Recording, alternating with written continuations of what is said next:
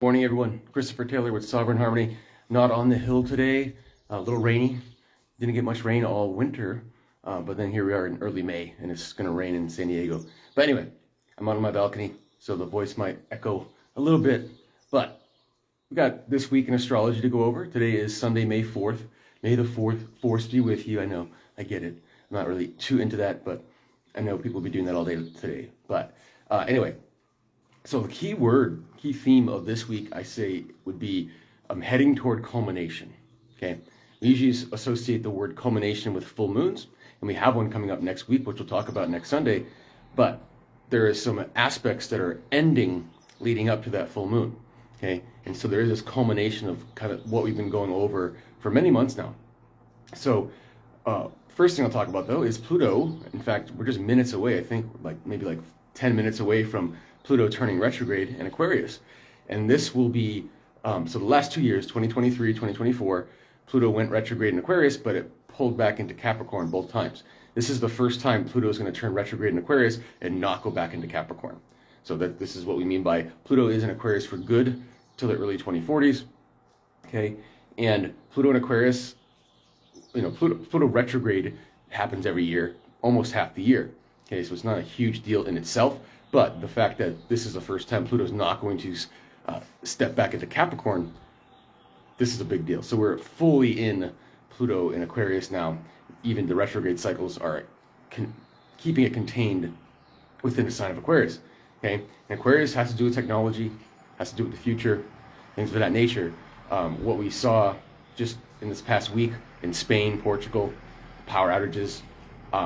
When Pluto is retrograde in Aquarius over the next 20 years, every year it's going to do it. That's when these kind of things will happen more often, whether they're man-made or nature-derived. Our technology will be challenged during Pluto retrograde periods.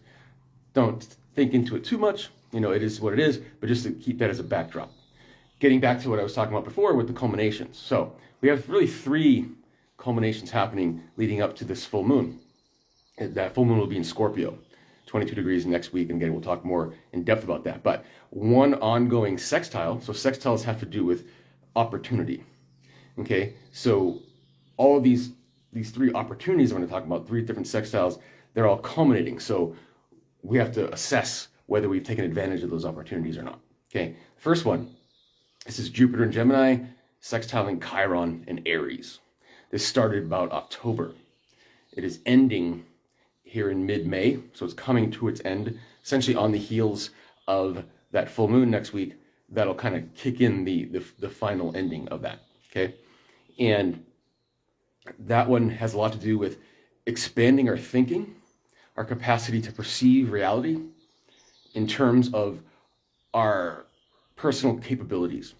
And so a lot of wounds have come up in terms of feeling not capable, feeling not worthy enough, feeling like we can't independently function in this world.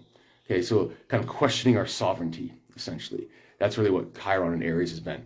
And Jupiter, in that sextile from Gemini, has been awakening us to different ways of seeing it and say, well, what about if we saw it this way? What if we perceived it this way? So it's just opening up the avenues of thought. That's the Gemini. So just multiplicity of thought, multiplicity of perception, essentially, okay? And so how have we taken advantage of that opportunity since October? Have we seen situations differently? So instead of reacting in our same old way, that we say, well, what about this? Have we taken advantage of that? Again, the full moon next week will bring that to an end. But before that happens, we have Mercury here on Monday and Tuesday.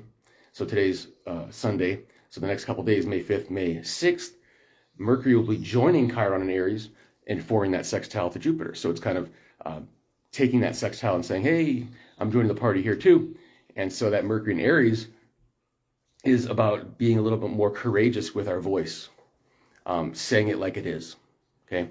And so we'll probably have opportunities over the next week or two where we can be in situations that we would have otherwise thought differently about, but now we have a chance to say, well, what about this? And then here's my courageous input, okay? So think of that here in the beginning of this week here. The other sextile that is coming to an end that has been with us since about early February is Venus in Aries sextiling that Pluto in Aquarius. So that Pluto is turning retrograde here in a few minutes. And this Venus first formed the sextile to Pluto back in early February. It went retrograde, and we did this whole thing going from Aries back to Pisces, etc. So we get the final sextile of Venus to Pluto. This has a lot to do with the opportunity to reinvent ourselves, okay? Reinvent our image. Have we taken advantage of that? Because this is ending this week, okay?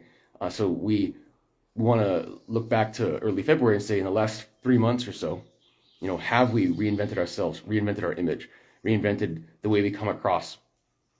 And how does that reflect with the rapidly changing world around us, etc.?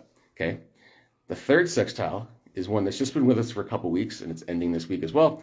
And that is Uranus and Taurus sextiling the moon's north node in Pisces. So, and also trining the moon's south node in Virgo. And what this has been asking of us is to take advantage of the opportunity to do things a little different, go outside of our comfort zone, to see security in a different way. Have we taken any steps toward that? Have we allowed ourselves to operate in the world a little differently than our comfort zone? Okay, so those are those three, culminating opportunities. Essentially, it's that Jupiter to Chiron sextile, that Venus to Pluto sextile, and then the Uranus to the North Node sextile. Okay, then we have Mercury helping out with that Jupiter Chiron sextile here the next couple days, and then the full moon next week. Again, we'll dig into it deeper next week. That is going to form a yod to that sextile between Jupiter and Chiron. Okay, so the grand finale of that Jupiter Chiron, which has been with us again since October, and that's that expanding our ways of seeing things and seeing our capability to be independent and sovereign. There's gonna be a chance to really release and let go, and to just like transform into the future, essentially. Okay, so thank you for joining me. We're gonna leave it there. Again, may the force be with you. May the 4th, yes, we know. And tune in to my webinar if you haven't yet. That is on YouTube and on Rumble now. So I have a Rumble channel, same title as my YouTube channel, Sovereign Harmony, or Christopher Taylor - Sovereign Harmony. Okay, so you can check them out either way.